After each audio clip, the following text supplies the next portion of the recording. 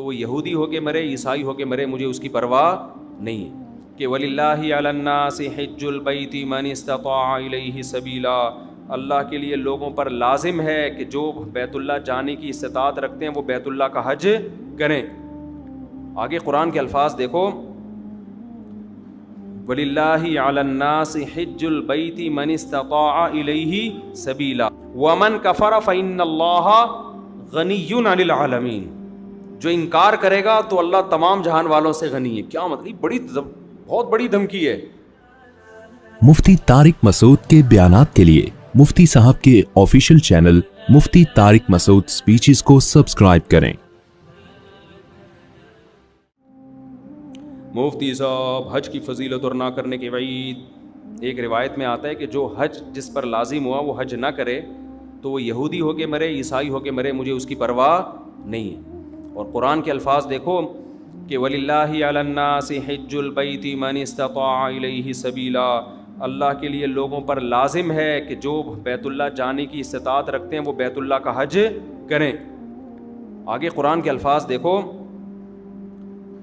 وَلِلَّهِ عَلَى النَّاسِ حِجُّ الْبَيْتِ مَنِ اسْتَطَاعَ إِلَيْهِ سَبِيلًا. آگے کیا الفاظ ہیں, وَمَنْ كَفَرَ فَإِنَّ اللَّهَ غَنِيٌّ عَنِ الْعَالَمِينَ. جو انکار کرے گا تو اللہ تمام جہان والوں سے غنی ہے. کیا مطلب, بہت بڑی دھمکی ہے کہ جو نہیں آئے گا نا استطاعت کے باوجود, اللہ کو اس کی کوئی ضرورت نہیں ہے. یہ جب دھمکی کے الفاظ واضح نہیں ہوتے نا, مبہم ہوتے ہیں, تو بلاغت کا قاعدہ ہے کہ یہ دھمکی چھوٹی نہیں ہوتی بلکہ بہت بڑی ہوتی ہے. تو اللہ کہہ رہے ہیں مجھے پھر تمہاری ضرورت, مجھے تمہاری کوئی ضرورت نہیں ہے. تو اسلام کا ایک رکن ہے. آج کیا ہوتا ہے, میں حج پہ جب گیا تھا, افسوس کے ساتھ کہنا پڑتا ہے کہ سارے بڈھیاں آ رہی ہوتی ہیں حج کے لیے. ٹھیک ہے, اللہ ان کو اس عمر میں توفیق دے رہا ہے, اچھی بات ہے.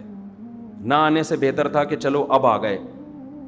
میرے بھائی یہ جوانی کا کام ہے, سمجھتے ہو, جب جیسے ہی پیسہ آئے سب سے پہلا کام کیا کرو, حج کرو. اس کو ڈیلے کرتے ہیں, سارے کاموں سے فارغ ہو کر, بچیوں کی شادیاں, اپنی بھی 4 ٹوٹل مکمل, غلطی سے نکل گیا, اپنی بھی شادی ہو گئی. کچھ چیزیں میرے منہ سے غلطی سے نکل جاتی, اپنی بھی ایک شادی ہو گئی, اور پھر کیا ہے کہ وہ سارے بزنس سے فارغ ہو ہلا کے جب اب کرنے دھرنے کا کچھ بھی نہیں ہے, بیٹھا ہوا ہے. کیا کریں یار, بوریت بہت ہو رہی ہے. اردو غل بھی ساری قسطیں ختم ہو گئیں, دیکھ لیا, کوئی نئی سیریز بھی نہیں آ رہی, وہ ڈرامہ چل رہا تھا وہ بھی ختم, نئی فلم بھی دیکھ لی, ٹھیک ہے نا, سب کچھ ہوا کہ کیا کریں یار. اب بیگم کو مشورہ دو, چلیں حج پہ نہ چلیں. چلو ٹھیک ہے, کہاں چلتے ہیں, حج پہ. ٹھیک ہے بھائی, ہم جو بڑھاپے میں بھی جا رہے ہیں, ہم خدا نہ خواستہ ان کو برا نہیں کہہ رہے. نیکی تو جس عمر میں کی جائے, جب اللہ قبول کر رہا ہے تو ہم کون ہوتے ہیں.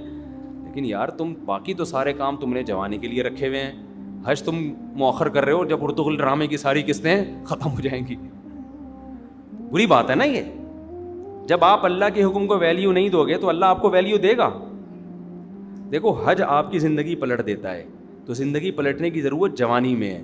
جوانی میں چینج ہو گئے, آگے خیر کا بہت زیادہ موقع ملے گا, بہت موقع ملے گا. در جوانی توبہ کردن شیوائے پیغمبری. جوانی میں توبہ کرنا کس کا کام ہے, پیغمبروں کا کام ہے. تو حج میں انسان بعض دفعہ زندگی چینج ہو جاتی ہے اس کی, جب وہ اللہ کے شاعر دیکھتا ہے نا, وہاں پہ کیسا لاکھوں کا مجمع منا سے عرفات سے نکل کے مزدلفہ, چیونٹیوں کی طرح لوگ ہوتے ہیں. کیسی ایک اللہ کی نشانیاں نظر آتی ہیں وہاں پہ, کیسا دیوانوں کی طرح بیت اللہ کا طواف. بقرعید کے 3 دنوں میں جو طواف زیارت ہوتا ہے نا, اتنا رش پوری دنیا میں کہیں نہیں ہوتا.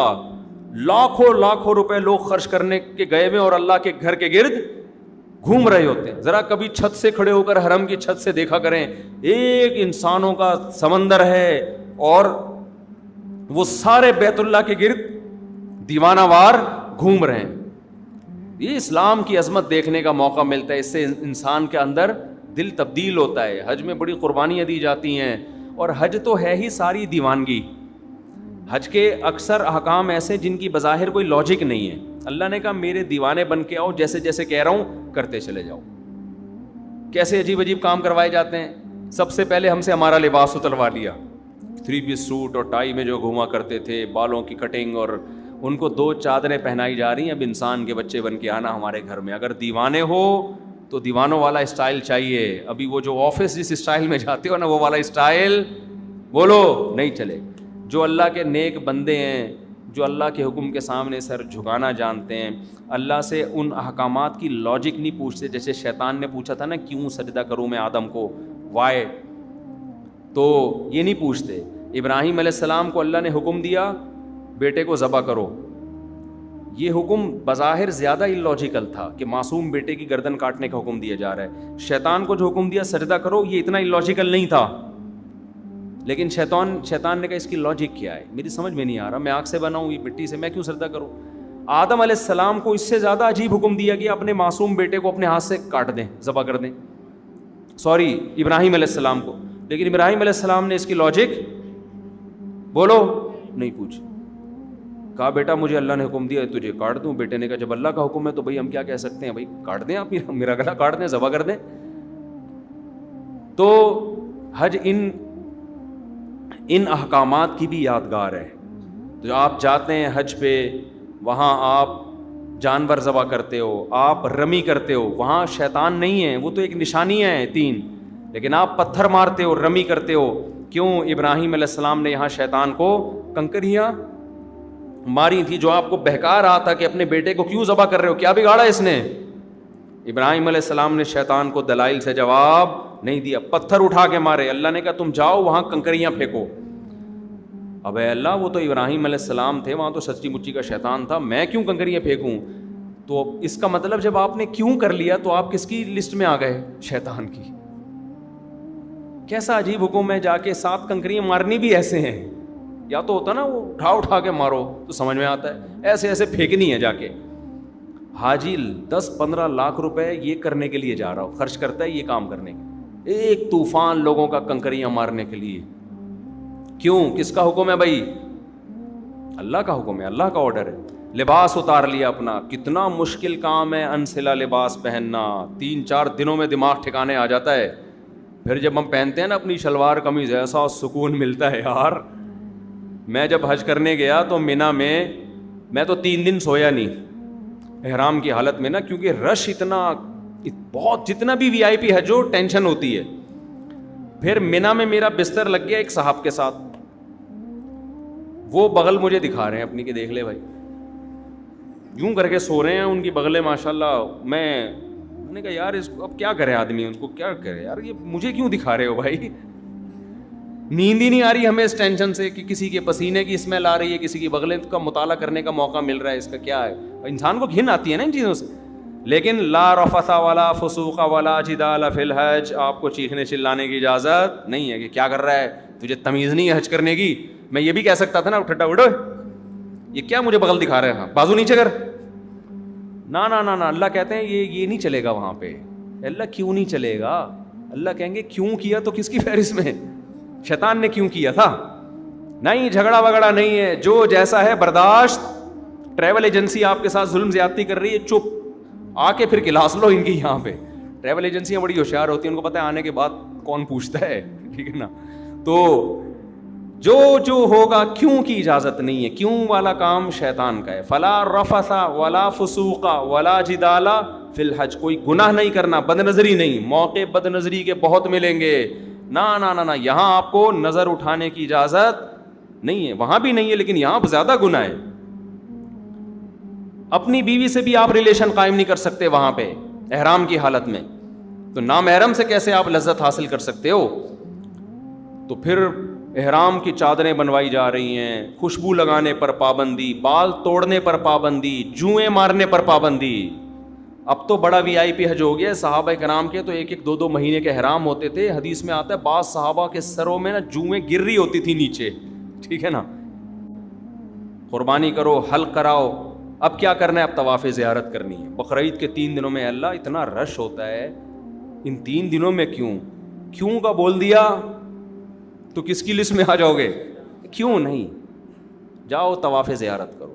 اتنی پبلک, 3 عظمت والے دن ہے نا, یا یام نہر عظمت والے دن ہے. پھر کیا کریں؟ طواف زیارت کر کے واپس آ جاؤ مینا. ابھی تو آئے تھے, اللہ نے کہا اب واپس جاؤ, بس جو میرا بندہ ہوگا وہ یہ کام کرے گا. آخر میں اینڈ کیا نکلتا ہے, پروٹوکول کیا ملتا ہے آپ کو؟ جب آپ نے اتنی قربانیاں دیں, عرفات کا وقوف کیا آپ نے, عرفات میں لمبی دعائیں مانگنا سنت ہے, عرفات کا وقوف بھی کر لیا, قربانی بھی ہو گئی, اس کے صلے میں اب ہو سکتا تھا اللہ تعالیٰ حکم دیتا کہ اب میرے بندوں کو مفت کھجوریں بانٹی جائیں, میری طرف سے آرڈر ہے. نا, اللہ کہتے ہیں اب کیا ہوگا تمہارا ٹنڈ, جو تھوڑی بہت پرسنالٹی تھی بالوں کی وجہ سے, وہ بھی بولو جب وہاں سے آؤ گے سر چمک رہا ہوگا. لوگ کہیں گے یہ کیا ہو گیا, آپ جاتے ہوئے تو آپ ایسے اتنے حسین نہیں تھے. کچھ لوگ یہ شیء ایسا ہی, لیکن یہ بات خوب سمجھ لیں, حج یا عمرے میں حلق کرانا, ٹنڈ کرانا ضروری نہیں ہے, قصر بھی کرا سکتے ہیں. ثواب 3 گنا زیادہ ہے حلق کرانے میں, سمجھتے ہو, لیکن قصر کرانا بھی کیا ہے, بال ایک پورے کے برابر چھوٹے کرنا بھی کیا ہے, جائز ہے. تو جو کام جائز ہوتا ہے اس پہ کسی کو ملامت نہیں کی جاتی. میں نے جب پہلی بار حج کیا, میرے اتنے بڑے بڑے بال تھے, میں نے ان بالوں کی قربانی دے کے ٹنڈ کرا لی. آپ کو پتہ ہے اتنے بڑے بال ہونے میں بڑا ٹائم لگتا ہے. ہم نے ٹنڈ کرائی, ہم نے کہا یار یہ سنت ایک دفعہ ہم زندہ کریں گے, حلق کی سنت. ٹنڈ کرا لی ہم نے, عمرے میں بھی ٹنڈ کرائی, حج میں بھی ٹنڈ کرائی. دوبارہ میں عمرے پر گیا, میں نے ٹنڈ نہیں کرائی, میں نے قصر کرا لیا. میں نے کہا چلو حلق کی سنت زندہ کر دی ایک دفعہ, اب ہم قصر کرا لیتے ہیں تاکہ گھر میں تھوڑی سی عزت ہو ہماری. اسی کی وجہ سے تھوڑی سی عزت گھر میں شادی شدہ آدمی کی کہاں کیا عزت ہوتی ہے آپ کو پتہ ہے, تھوڑی سی بالوں کی وجہ سے عزت رہ گئی ہے. وہ بھی ٹنڈ کرا لی تو ختم ہو جائے گی, دہشت گردی کا جڑ سے خاتمہ ہو جائے گا. تو تھوڑی سی تو دہشت رہے نا, جڑ سے تھوڑی خاتمہ کرنا ہے دہشت گردی.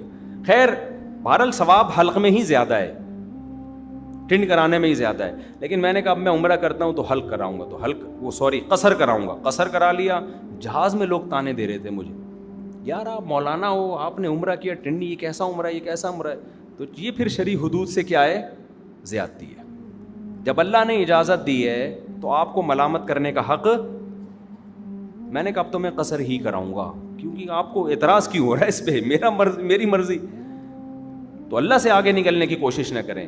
بعض دفعہ بعض لوگ, میں جب جدہ میں تھا تو وہاں میں نے دیکھا بہت سے لوگ یہاں 5-6 سال سے جاب کر رہے ہیں, عمرہ نہیں کر رہے. وہ میں نے کہا کیوں نہیں کرتے عمرہ یار, تمہارے تو حرم اتنا قریب ہے.